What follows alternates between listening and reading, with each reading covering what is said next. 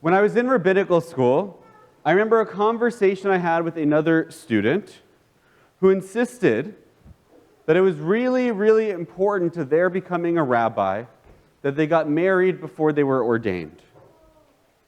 And their reasoning was, rabbis do lots of weddings. Rabbis counsel couples, not just on their wedding, but on their marriage sometimes, their relationship. And so unless he had first-hand experience, he could not relate to them and would not be able to be a good rabbi. Now, personally, I disagreed with this logic because there are many different life experiences that rabbis deal with. And I don't think that we need to experience each of them personally to be able to have something to share. I've spoken with grandparents about things going on in their own life. I've spoken with people about what it means to retire. I've spoken with people about their children and grandchildren or even great-grandchildren. I've spoken to people and offered comfort when they've had illnesses or faced a loss. Things that I don't necessarily have first-hand experience of. But I think the reason my colleague thought that he needed to experience each thing himself to be able to share about it, to counsel, to consult, to offer wisdom, to help people, which is a noble cause. But I believe it came from a misunderstanding of what a rabbi's job really is. I don't think people come to me for my own opinion. I don't think people come to me to hear what Lewis thinks about a particular issue or has to say. I think people come to rabbis for the tradition that we speak for, the tradition that we've been entrusted with. I speak on behalf of the generations of rabbis that came before me, of the sages, the prophets, the traditions that have been passed down the door of the door, generation to generation, through the ages. Now that said, of course, each rabbi shares this tradition through their own lens. They share it through the framework of their own experiences. And so in the spirit of that, I wanted to look at our Parsha a bit for 3 lessons on relationships. 3 lessons that I think are applicable not just when we're thinking about relationships with a romantic partner, but our relationships with others in general, lessons that we can take and learn from. So the first lesson is an easy one, but it's something incredibly important. Aaron, you should listen carefully to this one. Sometime when you're an adult, when you're older, right, someday when you get married, you're going to make mistakes. And what do you do when you do something wrong and you make a mistake? What should you do? Look at our Parsha. What does Adam do when he gets caught doing something wrong? She made me do it. Don't do what he did, okay?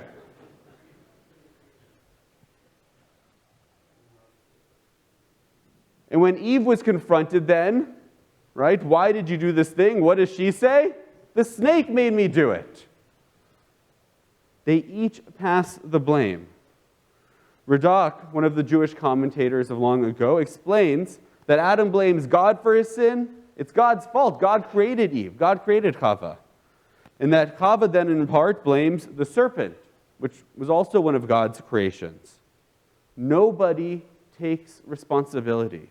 He suggests that we may not have been kicked out of paradise. We may not have been kicked out of Gan Eden, the Garden of Eden, if someone had just taken responsibility for making a mistake and been able to move on, been able to fix it.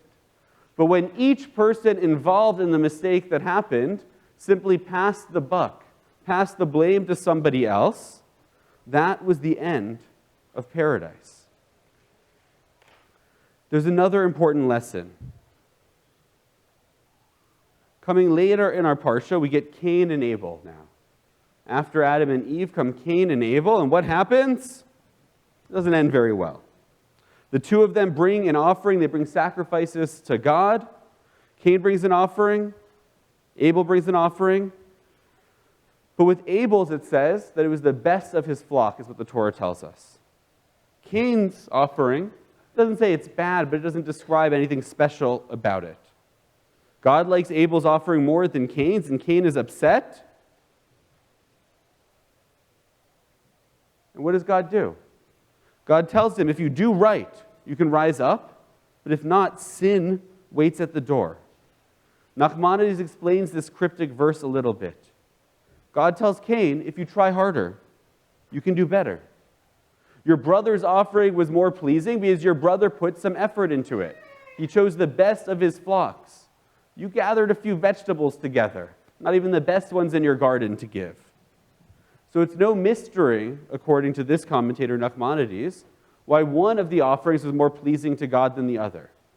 Abel brought the best, Cain phoned it in. He didn't really try. And rather than listen to God's warning to do better next time, what does Cain do? He takes out the competition. It's the greatest tragedy, I think, in the Torah. Brother murdering brother. We all make mistakes. We all fail to live up to expectations of others, the expectations of our spouses, our partners, of our family, our friends, our coworkers. Sometimes we don't even live up to the expectations that we might have for ourselves. But again, if we take responsibility, we try to do better, we can. But if we pass the buck, if we put the blame on somebody else, it not only can take away paradise sometimes, but it can lead to the worst sin and the worst moment in our tradition. What happens with the actual tree? What was the warning that God gave Eve? Don't eat from the tree. If you eat from this tree, you will die, is what the Torah says. But later, when speaking to the snake, Eve recounts that God warned what? Don't eat from the tree and don't touch the tree, or you will die. Eve adds to the commandment. She makes it get bigger and bigger and bigger. It's not just don't eat it, but don't even touch it. And that opens the door to what happens next. In the Midrash, Rabbi Chia teaches that we shouldn't go beyond the rule itself. It's good, our tradition tells us, to make a fence around Torah. Shabbat starts at this time, but we started a little bit earlier, we light our candles. Shabbat ends at this time, but we wait a few more minutes before Havdalah. That way we make sure we don't accidentally break Shabbat. We do that with kashrut, we do that with prayer, we do it with all sorts of different mitzvot. We add a fence around Torah. But Rabbi Chia teaches us that if you make that fence too big sometimes, you expand too much, it breaks down the system that you're trying to protect. He says instead, you should listen carefully. Eve expanded on what God said to her. She wasn't necessarily listening to God's words.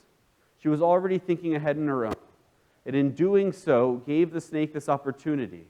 Because she heard, by not truly listening, this extra command. So the snake talked her into touching the tree, and nothing happened. And that was how the snake, the rabbis teach, talked her into eating from the tree.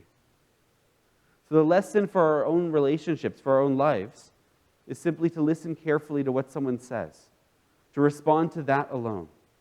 Too often, we don't really hear what the person is saying to us. We're thinking about what our response is going to be. We're thinking of what they really meant. We're trying to read between the lines. What didn't they say? What do they really mean by this? Sometimes we go deeper into their words, and we read in something worse than was really intended. A conversation about something mundane or simple can morph into something much larger.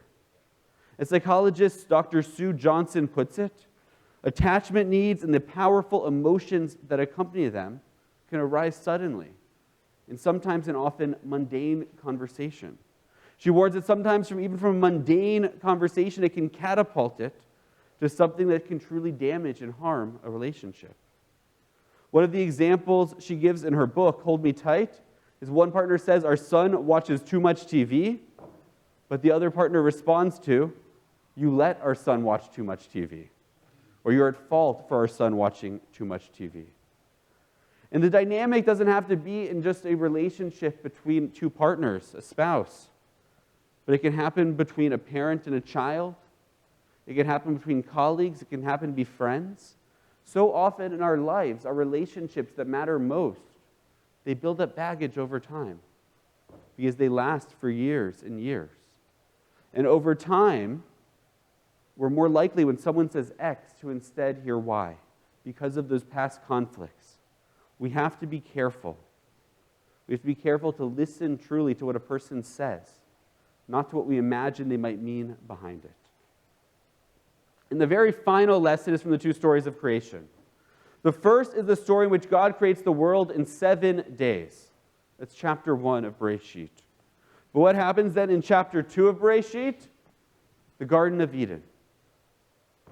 Rav Soloveitchik, one of the great modern Orthodox thinkers of the last century, wrote a book.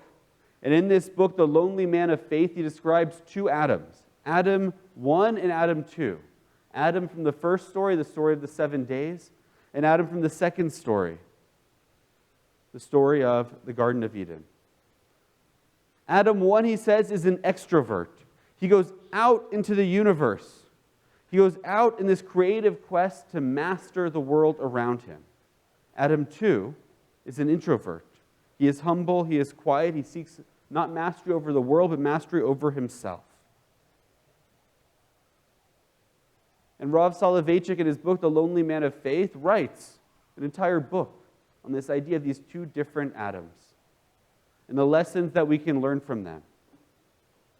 But there's another lesson from that idea that I think we need to be careful about. It's so easy in life to put somebody into a box. We want to label people. It makes it simple for us to think about things. We throw a label on and it helps us to conceptualize big ideas. And a person is almost 100% of the time, change that, not almost, is always more than what we can put into a simple label.